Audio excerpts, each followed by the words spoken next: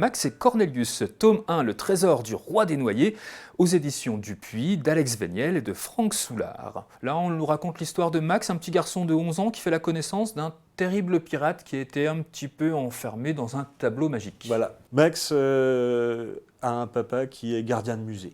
Et lui est plutôt timide, il s'invente beaucoup d'histoires. Ouais. Parce qu'il est assez timoré, il est assez réservé. Il voit bien qu'il y a une jeune fille qui vient souvent dans le musée, mais elle prend des notes, c'est assez étrange. Et un soir, un tableau qui ne vaut pas un clou est dérobé.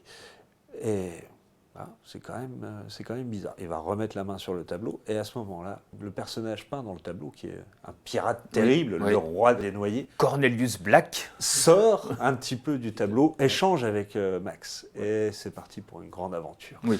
Moi, ce que j'ai beaucoup aimé dans cet album, c'est justement cette idée de tableau magique. C'est quelque chose que j'avais jamais lu en bande dessinée, et j'aime bien être surpris quand je lis de la jeunesse, parce que, bon, souvent ça ronronne, mais là, voilà, il y a quelque chose de neuf, et c'est très plaisant, parce qu'évidemment, la figure du pirate, il jure comme un charretier, il a un langage très fleuri, que n'aurait pas renié le capitaine Haddock, sans jamais que ça verse dans la vulgarité ou quoi que ce soit. Ce reste de l'album jeunesse, lecture tout public.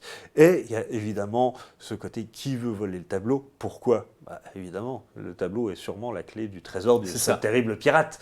Et voilà. Donc c'est parti pour une grande aventure, c'est fun, il y a plein de rebondissements, c'est bien dessiné, voilà, avec des tons très modernes, une mise en couleur. Oui, Véniel illustre vraiment admirablement l'ouvrage, clairement. C'est des tons très modernes, c'est très coloré, c'est très pour les plus jeunes.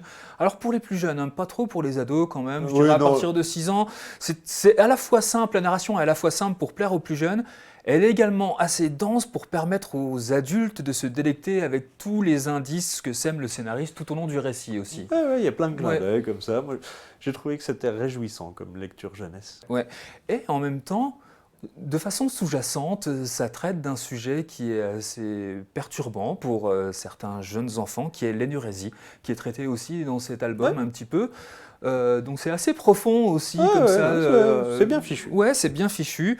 Ça se lit comme une première œuvre. Alors, un petit peu imparfaite quand même ce premier tome, mais c'est très attachant, c'est sincère, c'est plein de bonne volonté. Pour les gamins de 10 ans, c'est vraiment superbe. Ça s'appelle donc Max et Cornelius, c'est le tome 1, Le trésor du roi des noyers, aux éditions Dupuis. C'est d'Alex Véniel et de Franck Soulard.